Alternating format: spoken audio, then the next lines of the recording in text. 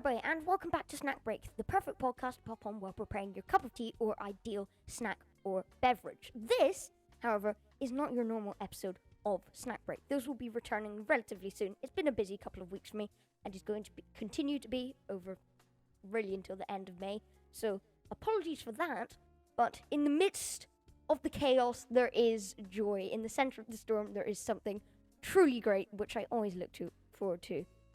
I was going to say around this time of year, but really from January onwards. That is, of course, the one and only Eurovision Song Contest. Yes, the contest is upon us, or has been upon us, once again this year, 2024, in Sweden, following Lorene's success groundbreaking success, first woman to ever win the competition twice, and only the second person following Johnny Logan, who we'll get onto maybe later, to win the competition twice. A lot of words have just vomited out of my mouth, so I'm going to clarify what this is. This is a Snack Break special, a different episode of the show that doesn't quite fit in with our normal run of episodes. So, today, quite simply, we are going to be discussing the good, the bad, and the messy from Eurovision 2024, diving into some of my favourite acts, roughly, briefly touching on the political side of the show, which sadly affected slightly, we'll talk about that later, this year, and just generally the competition in Switzerland, and of course, the winner, which I just spoiled there. I meant to say the competition in Sweden. Let's get into it. I feel I should also clarify that this episode is, if you couldn't tell, not scripted. It's going to be a little bit more conversational, a bit more chilled. I've got a list of bullet points in front of me, which are already messing things up because my eyes are jumping between lots of words and they're just going to come splurging out at some stage. But hey, we'll see how it goes. And we begin with what I'm not going to resist to say. I am just going to clarify it as soon as humanly possible. I love Eurovision, and I loved Eurovision 2024. As to be expected, I suppose they do say that Sweden always runs a particularly slick show, but this year was no exception in the slightest. And even in comparison to any other competition that I've watched in recent years, it was absolutely great. The Swedes did a wonderful job of hosting, and it was just, all in all, a really amazing show, and one that, while it may not have held perhaps the gravitas of 2022 or 2021 when we were just getting back to the competition post-COVID, it is certainly one that I think will go down in history for me as a favourite, in that, personally, for me, I felt they actually did, and I suppose this is testament to how smoothly the show was run, despite perhaps one of the biggest levels of political controversy surrounding the show in recent years. It felt to me relatively removed from the goings-ons of the outside world. Eurovision, if you don't know, was originally established as, sort of, in a way, a peacemaking device post-World War II, something to bring Europe, and as the years have gone on, beyond, together after such intense period of warfare. And I really do believe, as I know do many others, that it should stay that way. And no matter what was going on outside this year, which we're not going to comment on here, if that's other people's thoughts and decisions, if you've got an opinion on that, that's totally okay. But we're going to be focusing exclusively on the competition itself.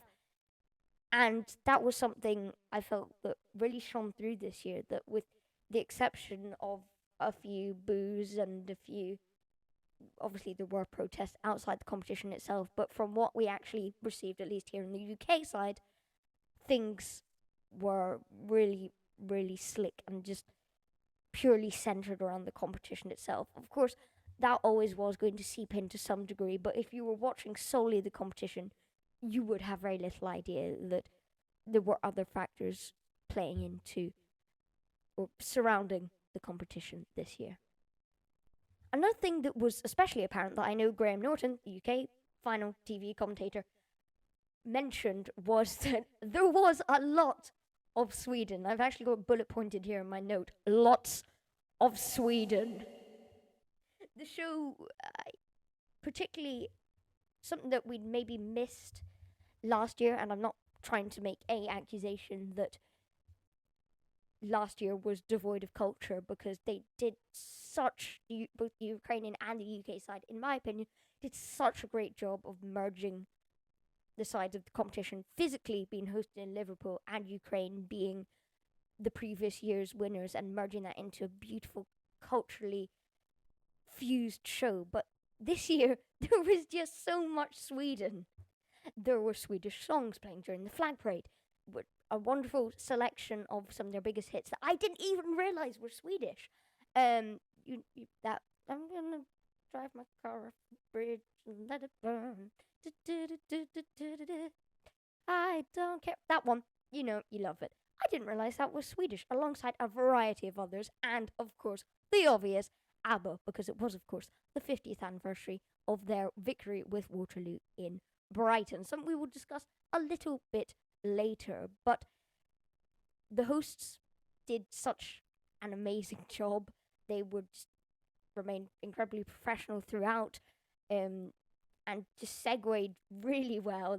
I thought they were really funny, which is something for a 3 hour competition, something I think can often be difficult, but they nailed it just so impressively. So round of applause to them, please, because hey, they must have been getting tired after an hour and a half, and it is a long show, much longer than an hour and a half. Personally, I really like the postcards. I thought they worked quite nicely, and the long list of artists for the final, even if they had been narrowed down, of course, from the semis, and then with the disqualification of Joost Klein.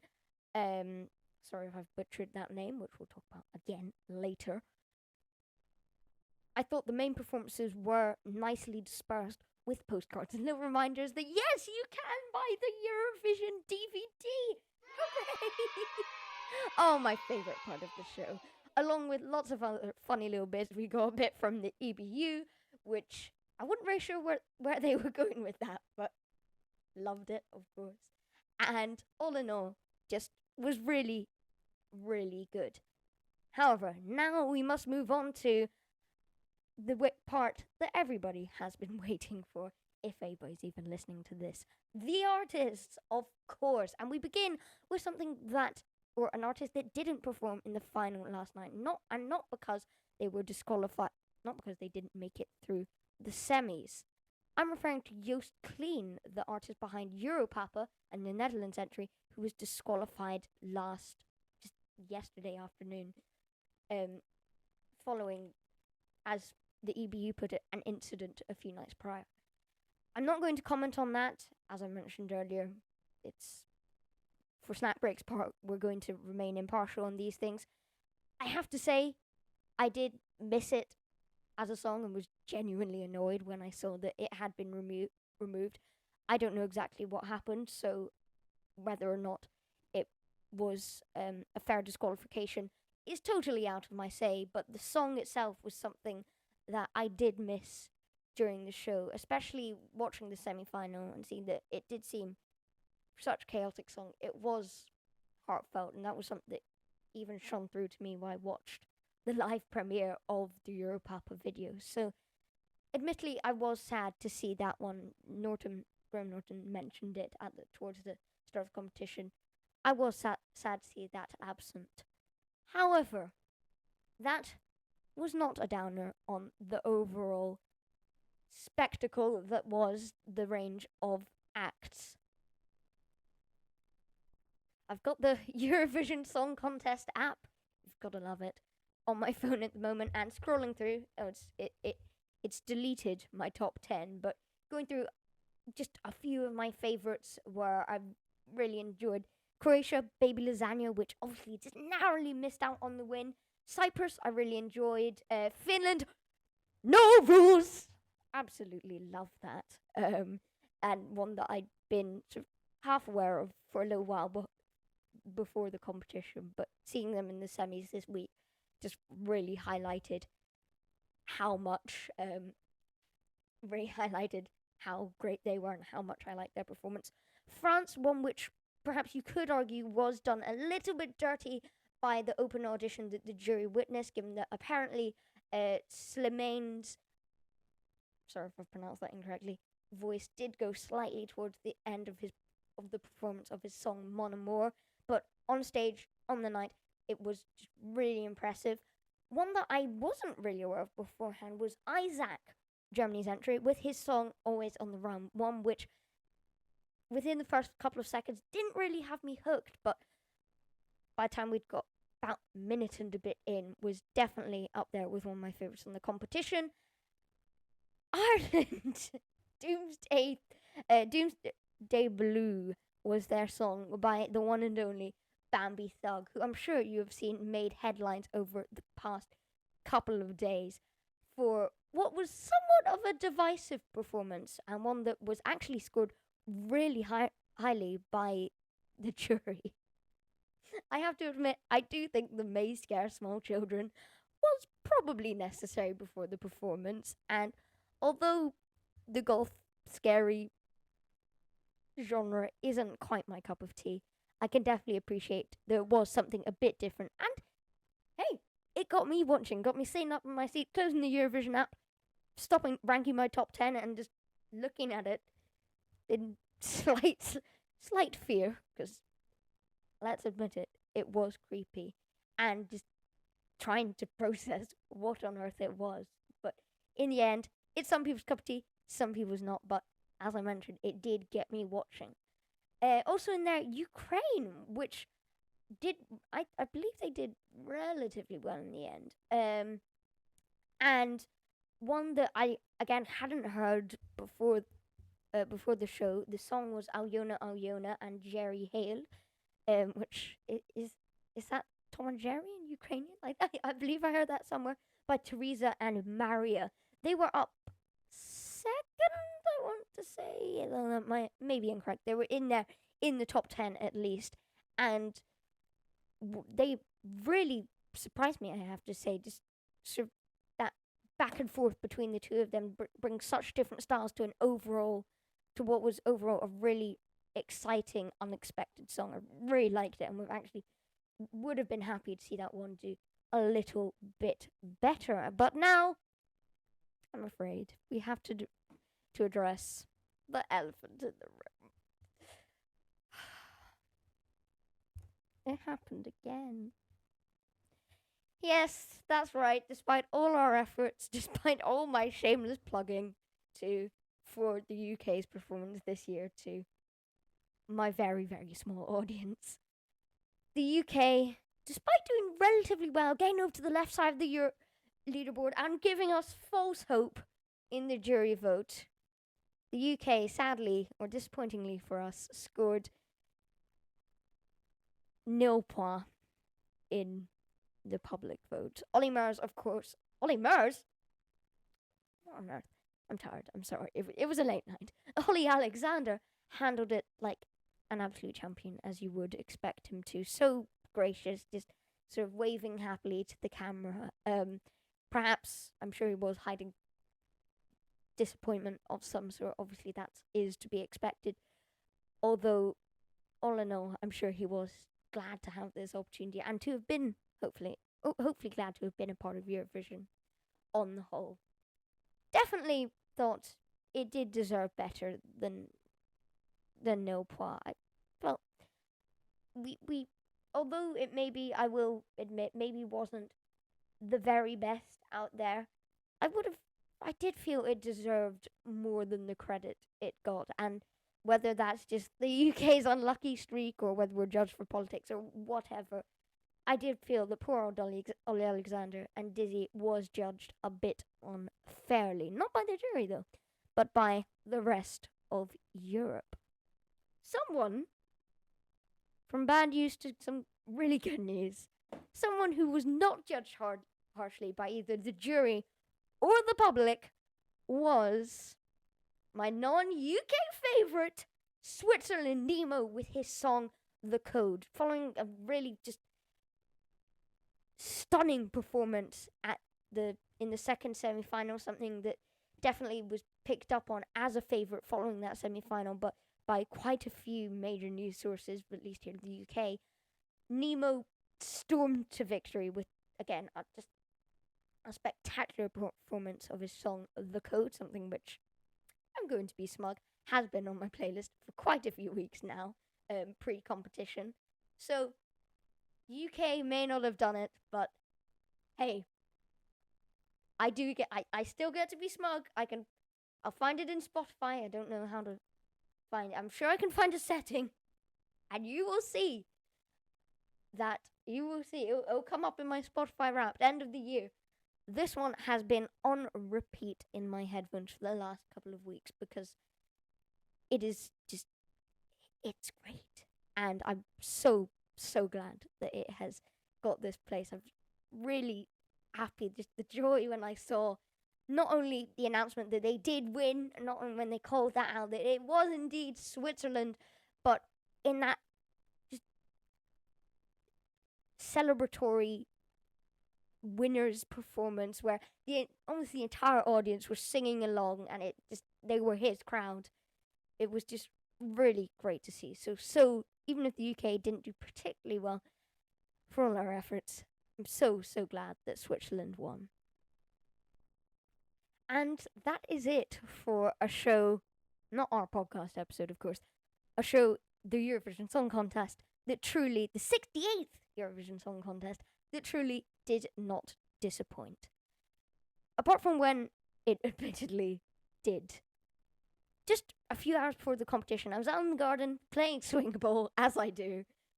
It occurred to me that this was, as we'd been told so many times, the 50th anniversary of ABBA's victory with Waterloo in Brighton. A victory, a Eurovision performance that would set them off on one of the greatest, if not the greatest, musical careers for a band of all time. And they still remain my favourite band of all time. And in my delusional ABBA fan brain, something occurred to me. I thought it's unlikely, but perhaps following the success of ABBA Voyage and ABBA just being on the rise a little bit again with as I mentioned, the success of ABBA Voyage and this anniversary, if ABBA were ever going to reunite, not forever, just for a one-time special event, surely as a celebration of the song that really started and the event that really started their career, they would do it for Eurovision. And they did kind of. ABBA did indeed make an appearance, but not in person. They appeared, as some of you may have expected, as their ABBA Voyage holograms. And while this was exciting, they'd been hinting at it really, or at least the UK commentary team had been hinting at it all evening, and even the hosts themselves, it didn't quite hit the mark for me. I mean, perhaps if ABBA Voyage had done a performance of Waterloo or any of their songs, maybe that would have given me a little bit more of that sense of excitement. But upon their appearance and them sort of being ushered off so quickly, I did feel somewhat disappointed. Not only because they'd been hyping it up like ABBA really could reunite, when all we really got in reality was ABBA Voyage and not even a song from ABBA Voyage. I could see how really them reuniting again was ridiculously preposterous, some might say. But hey, we can only hope. And it was the one disappointment. Alongside Europapa's absence, it was one of the few disappointments of an altogether, I've said it before, and I'll say it again, amazing, I've said that word too many times today, show. That is it for Snack Break's fast-paced, rough around the edges breakdown of the Eurovision Song Contest 2024. Thank you very much for listening. Snack Break will be returning at some stage over the next couple of weeks. As I've mentioned here and on my other channels, the next May is generally always a very busy month for me, and for that reason, content goes on the back haul for just a few weeks. However, I've already recorded the promised Smortman episode with him, so we've got that edited. I need to just edit that and get that out at some stage of the next few weeks. And we also have lots of stuff planned as the summer arrives. So, thank you for listening. It's been a Huncapper production. Snack Break is a part of the Team Blaze collection of channels. See you soon. Stay safe. Bye!